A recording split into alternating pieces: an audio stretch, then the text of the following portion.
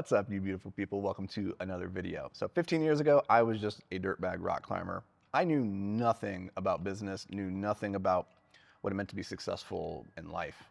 And in fact, at that point, I truly believe I thought the number one variable of success, separating successful people from unsuccessful people, was simply hard work. And yeah, that's important, but it's by no means like a differentiating factor. Everybody at the top works hard. And over the last 15 years now, you know, we've been around the block a few times. We've built a window washing company, a rock climbing manufacturing company, a media business, a real estate private equity firm that at its peak was worth about $100 million. I've written 13 books, have a YouTube channel that has about 300,000 people and gets millions of views every single year. And so we've learned a few things about what actually moves the needle in business and in life if you want to be successful. And what I want to share in this video are just some of the lessons, 5 of the most impactful lessons that I've learned the hard way through experience over these past decade and a half or so that you can get my lessons without having to go through the same ups and downs. So number one, first lesson is that the constraint in your business and in life is almost never what you think it is.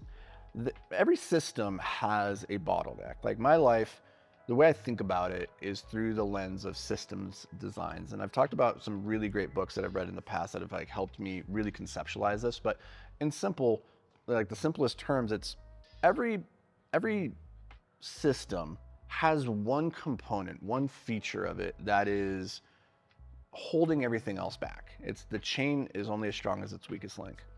And in your business, the thing that's going to dictate how quickly, how rapidly, how successfully, how efficiently you grow is your ability to correctly identify and then eliminate the constraints. But the problem is it's actually quite difficult to do. We're constantly misdiagnosing constraints. Often we mistake things like I have a pricing problem for the fact that you actually have a client acquisition problem. You think you have a team problem when really you have a leadership problem. You think that you have an offer problem when really you just have shitty marketing, right? It's so easy when you're trying to figure out what's the problem inside of my machine right now to look to the part of the machine that's most familiar to you.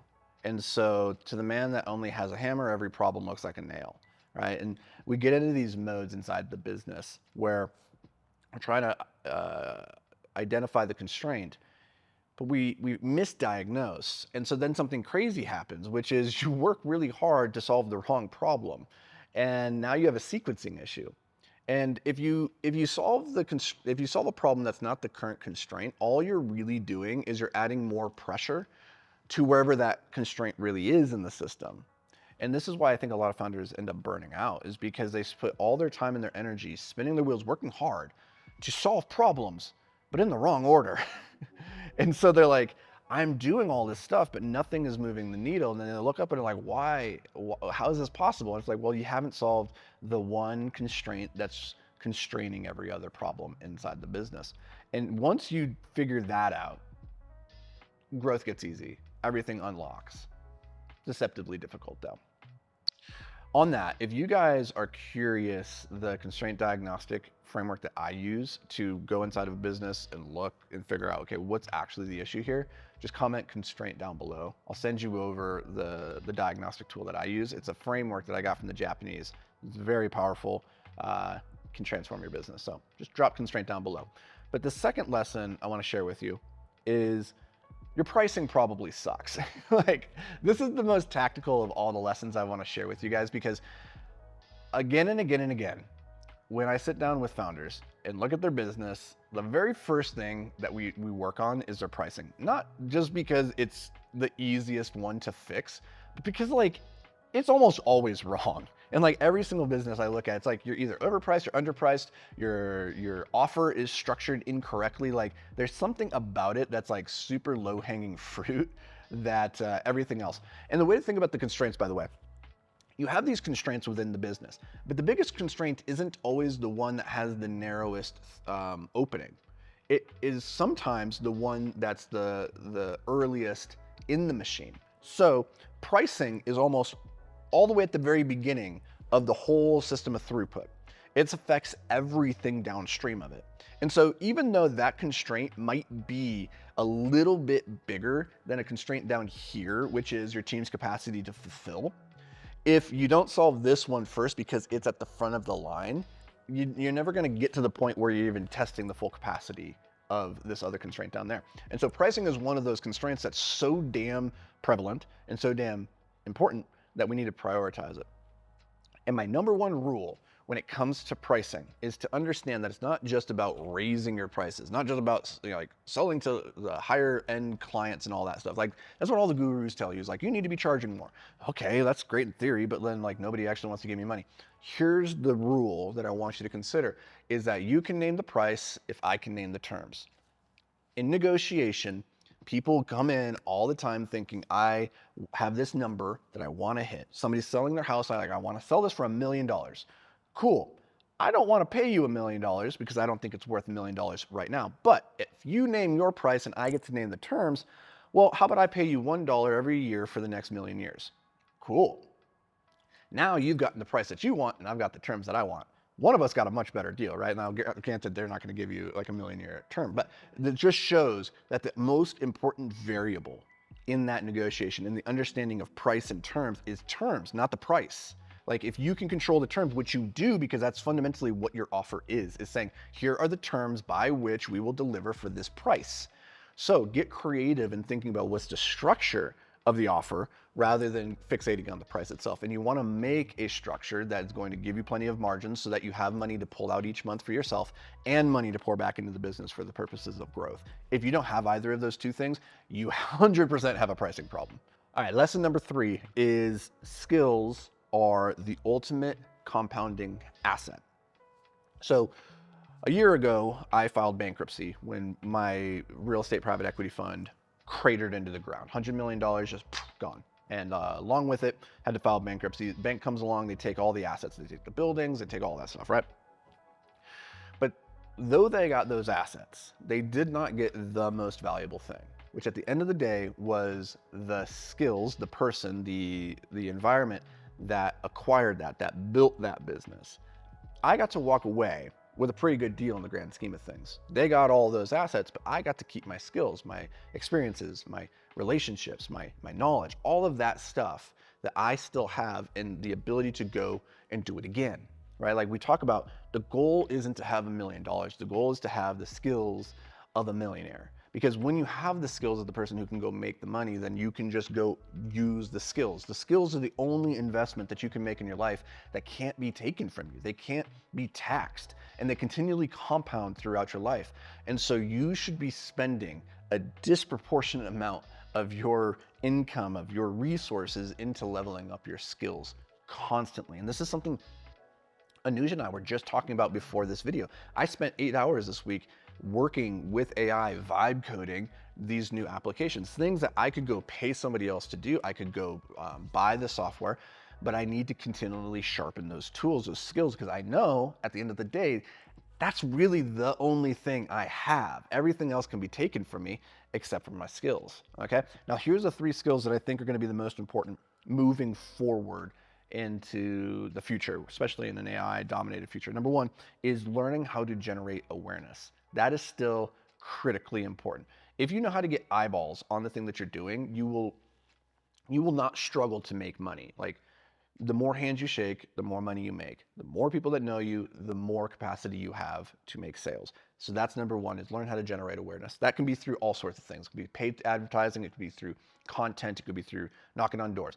It doesn't matter. You gotta figure that part out. Number 2 is learn how to have a sales conversation, but specifically a sales conversation that leads to a conversion. Like if you know how to sit down and talk to somebody and present your product, your offer, your service as the solution to whatever problem that they have, and you can do that in a way that makes you feel not gross, you have no problem making money. And the reason like that's such an important skill, by the way, is that sales is nothing more than the application of psychology to influence a human's behavior. Like In an AI dominated world, do you still think that people are going to be interacting with people? Yeah. Do you think learning how to influence other people's behavior is important? Probably. And it kind of goes to the first one, right? How to generate awareness. You need to learn how to influence people at scale, how to have a sales conversation, how to influence people one on one, right? Like people is the common denominator here. Third skill is the ability to see and remove any constraint within a system. Again, if you have problems identifying constraints in your life, in your business, comment constraint down below. I'm going to send you over the diagnostic framework that I use. I stole it from the Japanese, not mine. It's powerful. I've been using it for the better part of a decade now to make a lot of money in our businesses. So comment constraints down below. That is a powerful skill that AI can help with, can help give you ideas of what the constraint is. But at the end of the day, AI doesn't have judgment.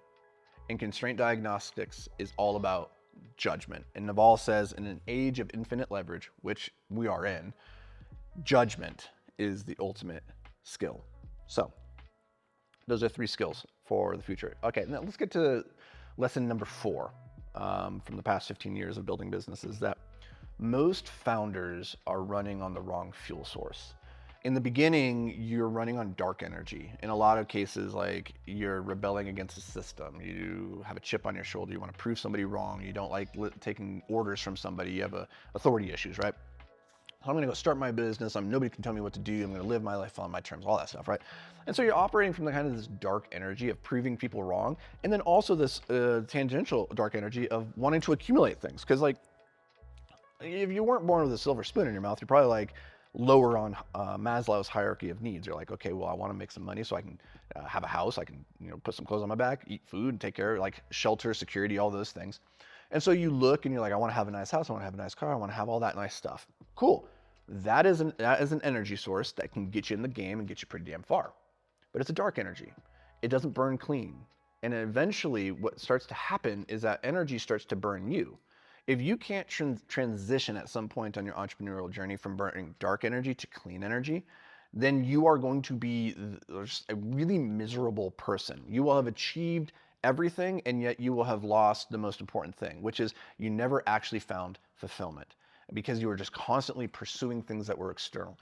The transition, the people that ultimately play this game for the longest, that find the most life satisfaction, are the ones that transition from the external dark energy source to an intrinsic light energy source. That means they're building a product to solve a problem that they are genuinely interested in. It means they are working to serve clients they genuinely love. It means they're building teams because they genuinely are interested in helping those people better their lives, right? Like, it's a clean energy where the business is a vehicle for them to pursue and express their own internal mastery. It's a means for them to pursue purpose and solve problems that actually mean something in the world. It's a way for them to make an impact beyond themselves, to leave a legacy. And it's a way for them to ultimately play, right? Like, those are 4 core values that drive everything that I build. And the entrepreneurs that I see, like, again and again and again, just having like the most success,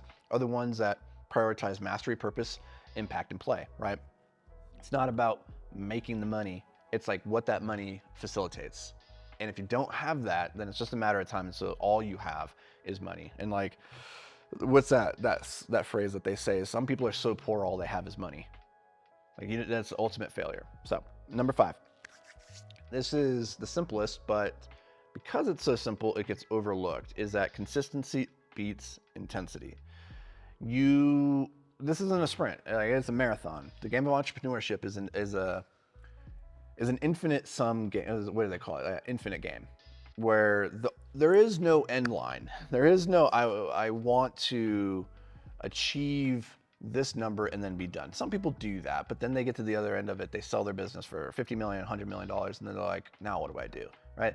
The goal of the business isn't to be done. It's to continue playing the game of business better and better and better.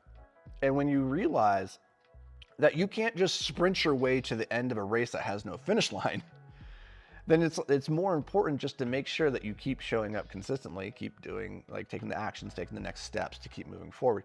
And when you operate from that mindset, what ends up happening is you make progress a whole lot faster than you realize. Because like the reason most people aren't making progress is because they'll go for a week or 2 weeks or 2 months or 3 months, maybe even a year, like burning both ends of the candle. They're going as hard as they can, and they're not seeing the results as quickly as they want. And so then they pause. They take a break, and it's that pausing between the outputs of energy that ultimately stalls you out.